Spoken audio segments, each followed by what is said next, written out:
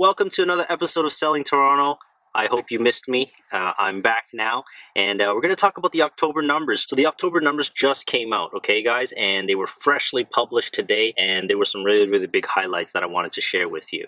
And we definitely hit a record month here in October. We've never sold this many properties or real estate in the month of October in Toronto's history. We did 8,800 transactions, which is a whole new record, and it's putting us definitely on pace to break 100,000 sales for the year, which is a really big number. It proves everything that I've been thinking all along, which is that we are in a peak year here in City of Toronto and the GTA as well too, where we've been passing the 2014 numbers every single month. And 2014 wasn't a bad year. It was the second best year on record.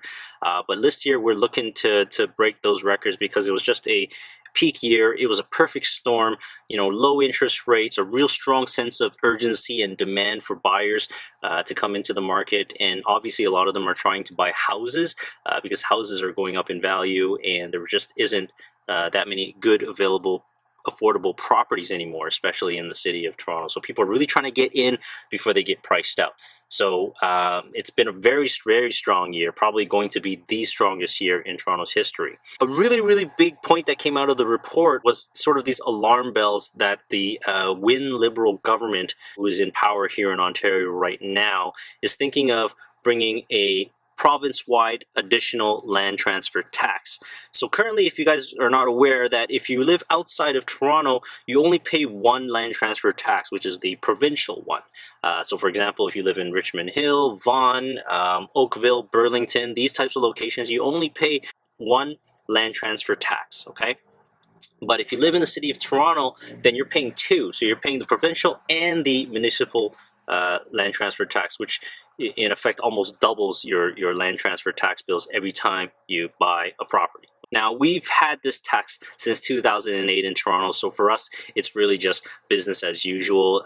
We will probably not get affected by much here because obviously people can afford to pay the tax for living in the city. But a lot of the people that live just on the outskirts of Toronto are going to get affected. So we're talking about the GTA region, okay, guys? We're talking York region, Durham, Halton Hills, all these different municipalities that are outside of the city of Toronto will probably get affected. And if we're talking province-wide, then you guys out in Ottawa or London or Windsor as well too, you will get affected. So what does this all mean? Well, what it all means, especially for Torontonians, is that we won't get affected because we've been paying for that extra land transfer tax since 2008. What might happen is Torontonians might say it's about time that someone else is paying as well too, and we're not the only ones getting punished. But wait, let me think about it.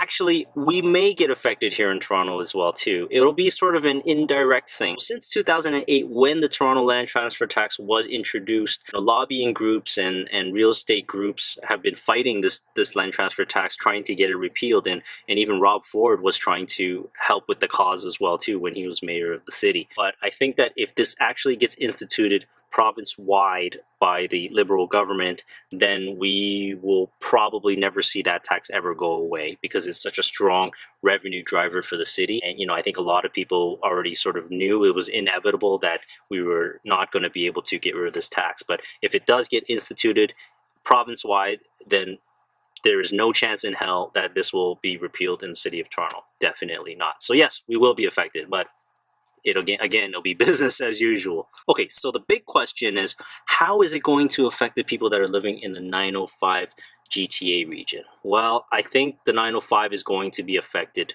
big time, guys. So I work with people and I know people who specifically buy just on the outskirts of Toronto. So we're talking just north of Steeles Avenue or all the way out in Vaughan or Richmond Hill or Markham. Not just because they like the areas and they like the houses, but another reason is to avoid paying the Toronto land transfer tax. You get all the benefits of living close to the city, but you don't have to pay that extra tax. But if this new tax gets instituted, you can bet that a lot of people are going to get affected by it. And what usually happens in this type of situation is it drives demand up in the short term, and it's going to drive the prices up in the York region much faster because obviously a lot of people want to avoid paying an extra $10,000-$15,000 in taxes. Like, who likes paying taxes, right? And a lot of people move out into the GTA region in the suburbs because of affordability. They want to have more space and specifically to avoid paying taxes. You can bet that this is going going to affect people's bottom line and their pocketbooks for sure, and it will definitely motivate them to either buy sooner or wait longer to save up more money, and will slow down demand, which is what the Toronto Real Estate Board thinks is going to happen. Okay, so what should you do? What I think people should do is they should start thinking early. I'm all about preparation, and I'm all about taking advantage of the opportunity before things really start picking up. Okay, so if you're thinking about getting into the market, or you are about to get in the market, I would try to lock into a deal or buy the house that you want in the 905 in the GTA region as soon as possible, because I think that this tax will probably go through, I'll be honest, even though it hasn't been officially announced yet. Or if you're thinking about it, then try to start looking and doing your research and trying to understand what's happening in the market, because you'll want to probably do something early in 2016 to try to be ahead of the curve on this new legislation.